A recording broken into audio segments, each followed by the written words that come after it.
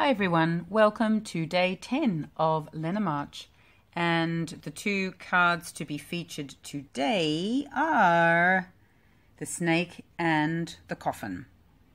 So first of all, how do I see the snake? I do see it as an ambivalent card in that I do appreciate why the snake may have a number of different avenues with regards to its meaning.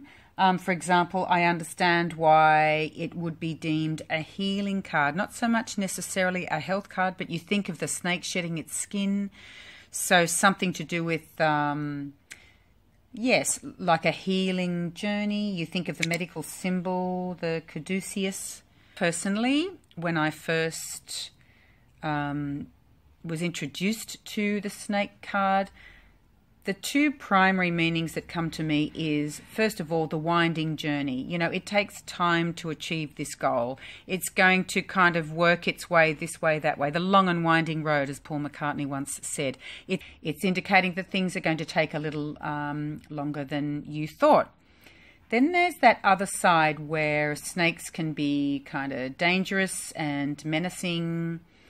One must be very careful and aware. Look out, there might be an attack, which could come in all shapes and sizes. So I sort of look at it as complications, troubles. I understand that, you know, the lies, deceit, betrayal. So I think it's sort of troubles and complications primarily for me. If the snake is sitting there in, say, a 5-card read, I'm certainly going to pay attention you know, to its position and the surrounding cards for sure.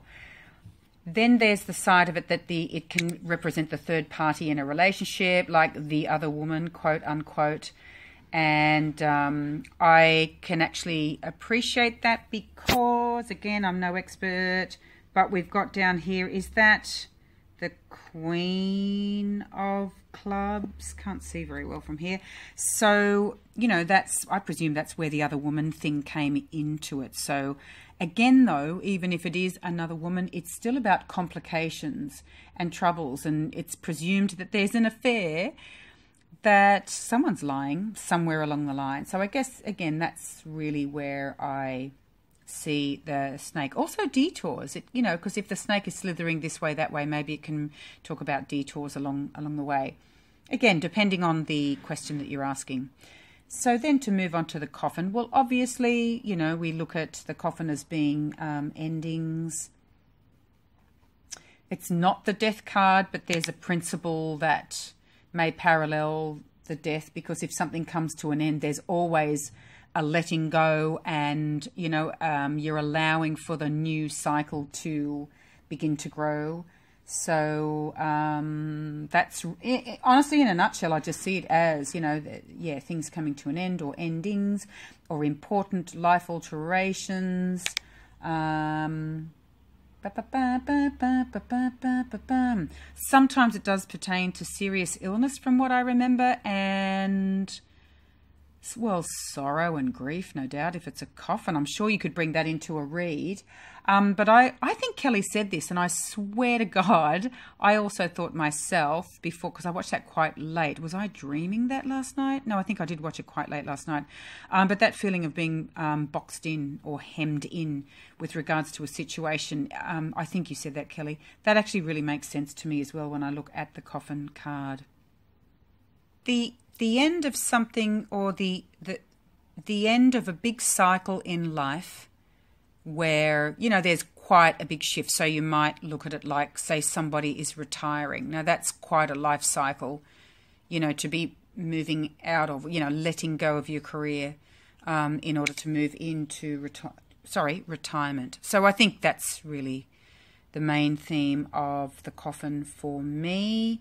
Maybe I'm just wondering, maybe it could be something like you think about the coffin card there and it's closed. Could it be, you know, you might be feeling in the dark about something. You can't see what's going on. It's not apparent to you just yet. So just throwing that in the mix. Now, I love it when my computer screen goes black on me just before I need to read it. Sorry, just one secondo. Okay, so I just read the questions. There are two, but I think the first one does pertain to the way I see the snake the most, and that is, if you see a snake card as about deception, how do you put an end to negative and deceptive influences in your life? Well, first of all, I would say that every situation is different, so I would like to look at each situation individually and come up with the best solution possible. I'm a bit of a peacemaker. I don't get a thrill out of confronting people. Let's just say if the snake in the grass is a person. In fact, I think it's one of my biggest lessons, not to be a flag in the breeze and just be the peacekeeper, and it's actually to stand up and do something. But I will do it in a peaceful way, and I class myself as a 3 strikes person. So in other words, I wouldn't just go and pulverize someone or stamp them out in one go, but I certainly would address the situation and quietly walk away. In all honesty, I just find myself just stepping back because there's nothing else to say. I don't take kindly to that sort of behaviour, I will say. Like, people intentionally deceiving other people, that just doesn't really cut it, not when you're an adult and you really do understand right from wrong. And so that's why I think sometimes it's just futile to try and explain things to people or get an honest answer. If they've been deceitful for some time, why would they all of a sudden turn around and tell you the truth? So that's why I think often it's just possibly the best and easiest scenario for all is just to let them go. And perhaps one day they'll wake up and realise, you know, it was probably a bit of a waste of their time as well as everyone else. So it's like these cards here. The troubles come to an end because you just walk away and leave it. Don't waste your energy. So there you have it. There is day 10 of Lenormarch by me. Have a wonderful day, and I hope you gain something out of this one way or the other. Take care, and I'll talk to you again soon. Bye.